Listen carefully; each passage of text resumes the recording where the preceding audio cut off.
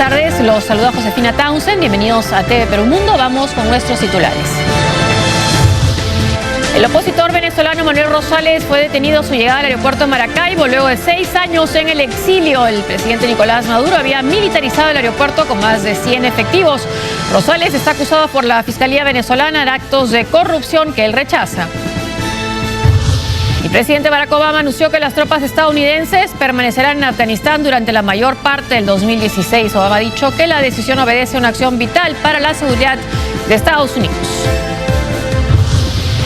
La tragedia enluta el Mediterráneo. 3 menores murieron ahogados cuando pretendían llegar a Grecia. El Parlamento alemán reformará su legislación de asilo para hacer frente a la crisis de refugiados. La canciller Angela Merkel pide solidaridad a la Unión Europea.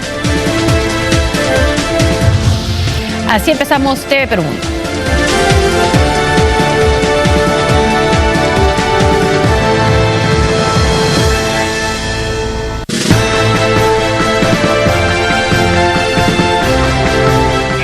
The cerebrum has suffered massive and irreparable damage.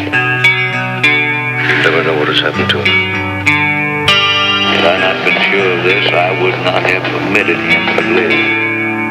Where? Father? I need help. What is democracy? What is democracy? Got something to do with young men killing each other. When it comes my turn, will you want me to go? For democracy, any man would give his only begotten son.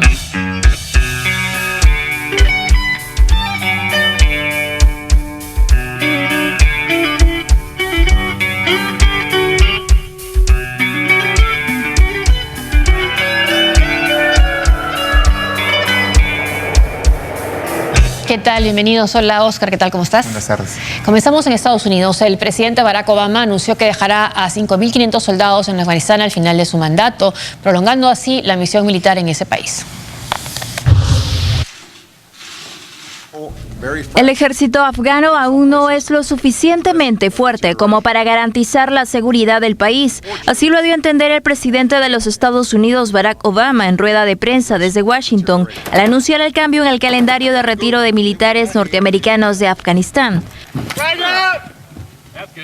Obama tenía planeado en un comienzo la salida del ejército estadounidense antes de concluir su mandato en enero del 2017, pero debido a los recientes avances de los talibanes en las zonas rurales en Kunduz, el plan fue modificado y ahora 9.800 soldados continuarán en la nación centroasiática hasta fines del 2016. La conclusión es que en las zonas claves del país, la situación sigue siendo muy frágil y en algunos lugares hay riesgo de deterioro. Afortunadamente, el presidente Ashraf Ghani y el primer ministro Abdullah Abdullah apoyan la fuerte presencia de Norteamérica en la zona. La administración Obama, las autoridades afganas y los responsables del Pentágono prevén que el despliegue militar de Norteamérica se reduzca en unos 5.500 efectivos para el 2017 y que los mismos se distribuyan en puntos estratégicos en Kabul, Bagrán, Jalalabad y Kandahar. Mientras tanto, continuarán con el entrenamiento y asesoramiento de las fuerzas afganas para evitar un futuro que milicianos de Al-Qaeda u otros insurgentes se fortalezcan y se conviertan en una amenaza para la seguridad de Estados Unidos.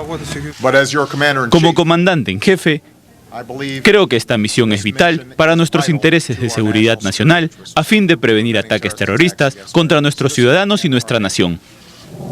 Luego de los atentados de Al-Qaeda en Nueva York el 11 de septiembre del 2001, Estados Unidos inició una masiva intervención en Afganistán que duró unos 13 años y que dejó unos 2.300 soldados estadounidenses muertos y centenares de heridos.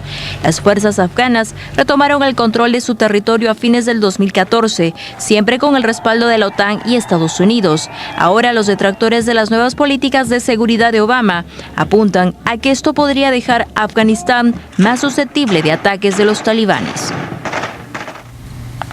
Bueno, y la crisis que hemos visto en Afganistán, donde aún no hay una estabilidad necesaria para que se mantenga sin la presencia de tropas estadounidenses, ha hecho que el presidente Barack Obama tenga que desistir de una de sus promesas de campaña. Él había prometido, él había asegurado que al final de su mandato ya no iban a haber tropas en Afganistán, pero lo que ha sucedido en Kunduz y sobre todo el surgimiento del ISIS le ha hecho cambiar de opinión y ha tenido que tomar esta decisión anunciada hoy.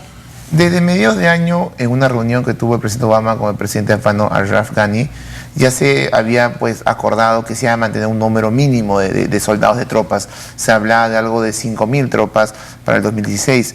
El escenario, obviamente, un escenario de negociaciones entre el gobierno afgano y los talibanes, e inclusive cuando se conoce la muerte del Mullah Omar y un poco las dudas en torno al liderazgo del nuevo Mullah Mansur, pues de alguna manera todavía no generaban una situación tan difícil como la que hemos conocido los últimos 3 meses, que ha estado marcada por un avance talibán, por la toma de una ciudad, e inclusive por el derribo y la afectación de intereses norteamericanos directos, la muerte de soldados en este derribo de un avión en la frontera entre Afganistán, de un helicóptero en la frontera entre Afganistán y Pakistán. Entonces el escenario ya no es el mismo de hace 6 meses, que creo que en este momento las grandes dudas que plantean y las presiones que ejerce el ejército norteamericano en el presidente Obama, y creo que también las presiones que van a ejercer el contexto electoral en el caso de Estados Unidos, donde le van a exigir una posición más dura frente a lo que está pasando en Irak, creo que ha llevado a que el presidente Obama asuma que que no pueden irse, que no pueden ser tampoco 5.000 y que se va a mantener el contingente de aproximadamente 10.000 hombres en Afganistán durante todo el 2006. Pero más allá de que se mantengan las tropas, un elemento que no ha dicho, que no ha mencionado, es cuál va a ser la estrategia, porque ya desde fuentes rusas han salido críticas y han señalado, ¿qué van a hacer con 10.000? Si con 100.000 hace un par de años no lograron solucionar el problema, pues con 10.000 hay menos posibilidades. Y en parte esta crítica rusa tiene algo de sustento y asidero. Entonces, más allá de mantener las tropas, es pensar cuál va a ser la estrategia. Ya vimos lo que ha pasado en Siria en torno a la estrategia de armar a los rebeldes, que después de un año ha demostrado ser un total fracaso. Ahora llama la atención que Rusia critique una política estadounidense en Afganistán cuando ellos tuvieron un gran fracaso y una gran derrota en ese país. El presidente ruso Vladimir Putin denunció que Estados Unidos no quiere dialogar sobre el conflicto sirio, mientras parlamentarios iraníes ofrecen al gobierno de Bashar al-Assad armas y expertos militares para luchar contra el Estado Islámico.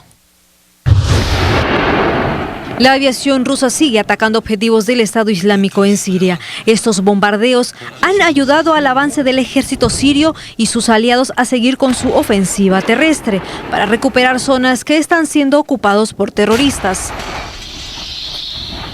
Hoy, en horas de la madrugada, los militares apoyados por Hezbollah atacaron territorios de Teirmaya, a 5 kilómetros al norte de la ciudad de Homs, donde habrían muerto 5 civiles y 6 insurgentes, según el Observatorio Sirio para los Derechos Humanos.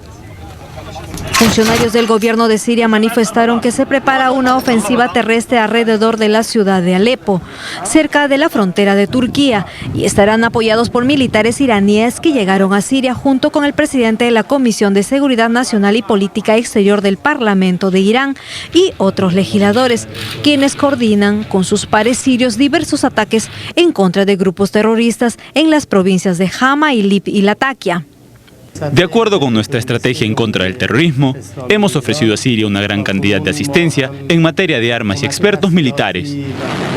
Ante la llegada a Siria de tropas iraníes, el líder de la fuerza Quds, Qasem Soleimani, fue fotografiado en un terreno boscoso en Latakia, donde se dirige a decenas de soldados. Pero ¿quién es Qasem Soleimani? Es comandante de la Guardia Revolucionaria de Irán y se ocupan de las operaciones en el exterior. Según la agencia Reuters, se reunió con el presidente ruso Vladimir Putin en julio de este año, donde planearon la intervención rusa en Siria con la cooperación de Irán. Soleimani, un hombre pocas veces visto en público, había estado ya supervisando las operaciones terrestres en Siria contra los terroristas. Mientras tanto, Vladimir Putin denunció que Estados Unidos se niega a dialogar sobre una solución política en Siria. Yo no entiendo muy bien cómo nuestros socios estadounidenses podrían criticar las acciones de Rusia para combatir el terrorismo en Siria cuando rechazan el diálogo directo sobre un tema importante que es la solución política. Sin embargo, dejamos las puertas abiertas al diálogo. Por su parte, los países de Turquía y Arabia Saudita han señalado que los ataques aéreos rusos en Siria son peligrosos y solo servirá para intensificar la guerra sectaria en el país. Rusia está cometiendo un grave error. Lo que están haciendo no está bien. Solo servirá para prolongar el caos que Siria enfrenta actualmente. Vamos a advertir a Rusia sobre esto. Estamos intentando conversar con los rusos para advertirles sobre el peligro en Siria. Les instamos a trabajar con nosotros para encontrar una solución a la crisis y restablecer la seguridad y la estabilidad, lo que hará más fácil para nosotros para enfrentar el terrorismo. El subsecretario general de las Naciones Unidas, Jan Eliasson, señaló que su institución está trabajando para lograr un acuerdo de alto al fuego en Siria y cree que la escalada en el conflicto podría crear una oportunidad para conversaciones políticas. Bueno, se está complicando, como hemos visto, la situación en Siria con la participación de, por ejemplo, Soleimani, el iraní, que le hemos visto en esa foto, que ya se hablaba de su participación, ¿no? Que estaba también liderando fuerzas iraníes en la lucha por apoyar a Bashar al-Assad. E incluso ayer salió una publicación de Fox, el canal Fox, en su medio impreso, diciendo que incluso se hablaba, según sus fuentes, de militares cubanos que estarían participando en estas operaciones de apoyo a Bashar al-Assad. No he leído hasta ahora un desmentido oficial cubano, pero que sería una participación semejante a la que tuvo Cuba hace mucho tiempo en Angola. O sea, se está repitiendo un poco el escenario de la Guerra Fría. Sí, ya se sabía con certeza que el gobierno iraní tenía presencia, o el régimen iraní tenía presencia en Irak, por ejemplo, obviamente en esta coordinación entre chiistas iraníes y chiitas iraquíes. Pues la pregunta es por qué no tenía que tener presencia en Siria, más aún cuando el régimen de al-Assad ha sido un aliado pues en los últimos años del régimen iraní, enclaustrado y de alguna manera plagado de sanciones internacionales. Es más, ya fuentes iraníes han señalado en el transcurso de la semana, hablan acerca de una alianza entre Irán, Siria y Rusia, es decir, hablan de misiones coordinadas entre los dos países, una especie de coalición paralela a la comandada por Estados Unidos. Así que pensar en que además de estos tres países puedan participar terceros países, como lo que tú señalas, que todavía habría que demostrarlo, sí, no cabe, no está fuera de las hipótesis, es decir, podrían ser bastante claras, y es más, podrían haber muchos más países implicados, dicho sea de paso. Ahora, el escenario pues sirio se ha vuelto bastante complejo con la presencia de Rusia y con la en el fondo todos de alguna manera quieren de alguna manera como objetivo final solucionar el conflicto. El problema es que tienen estrategias distintas, tanto políticas como militares. Es más, la crítica que hoy ha hecho Putin es bastante inteligente, la crítica, porque Putin trata de presentar a Rusia como el artífice de la negociación. Él habla de un acuerdo negociado, claro, no dice que finalmente quiere apoyar al régimen de al-Assad, que es su socio, y con lo cual quiere consolidar a Rusia y una zona de influencia, y su zona de influencia. Pero obviamente lo que está diciéndole a los americanos es: ustedes no quieren que las partes negocien, ya que ellos propusieron un acercamiento que Estados Unidos ha rechazado, y lo que plantea Rusia es un acercamiento de todas las partes implicadas, digamos, rebeldes, al-Assad, y eso en ese momento Estados Unidos no lo acepta, lo cual ha planteado pues la salida inteligente de Putin, mostrándose como el artífice de la negociación, de la paz, mientras que Estados Unidos, que dicho de paso también lo critica por intervenir ilegalmente de acuerdo al derecho internacional Siria, pues como el artífice de más bien de posiciones nada constructivas, se encierra en que cualquier futuro debe pasar por una Siria sin al-Assad, y eso no permite ningún margen de negociación entre las partes. No, los rebeldes también dicen que cuán legítimo puede ser la intervención siria si cuente con el permiso o el pedido de las autoridades de Bashar al-Assad, si Bashar al-Assad no tiene legitimidad. Entonces también es bastante discutible ese tipo de argumento, pero se está utilizando. Ahora, algunos temen que Siria pueda ser el Irak de Rusia, pero Rusia no tiene tropas en el terreno, ¿no? Sí, por un lado tienes razón, la legitimidad de alguien como al-Assad pues es cuestionada, como de otros líderes en la región también que usan la represión para mantenerse en el poder y que siguen siendo aliados de Estados Unidos. Pero en el caso de Siria puntualmente, aunque a Estados Unidos pues el régimen de al-Assad pues no compaginen con sus intereses, pues tienen presencia en la ONU y en foros internacionales, así que de alguna manera es reconocido internacionalmente como el régimen vigente. Pero bueno, ese es un detalle que es importante para analizar qué tan ilegal o no es una intervención. Pero en el caso de Siria, en el caso de Rusia, de la intervención rusa, habría que señalar que todavía hay una sobremagnitud de la intervención rusa. ¿Por qué? Porque lleva recién una semana de ataques o de bombardeos, y que en comparación con los bombardeos llevados a cabo durante un año por la coalición todavía es muy reducido, aunque creo que más allá de la magnitud, lo interesante de la intervención rusa es los objetivos.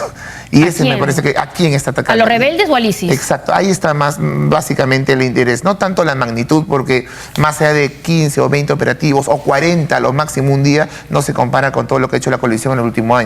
Sin embargo, pues los objetivos que obviamente esconderían un apoyo al régimen de al-Assad, no solamente atacando terroristas, también atacando rebeldes. Además, esta presencia iraní en Siria también puede dar una batería de ataques a los republicanos frente a Barack Obama y el acuerdo que quiere que el Congreso apruebe con Irán, ¿no? Para que no se arme, no tenga armas nucleares. Veremos cómo se desarrolla eso en la campaña también. Varias facciones palestinas hicieron un llamado a sus seguidores para expresar su rechazo contra Israel en un nuevo Viernes de la Ira. Militantes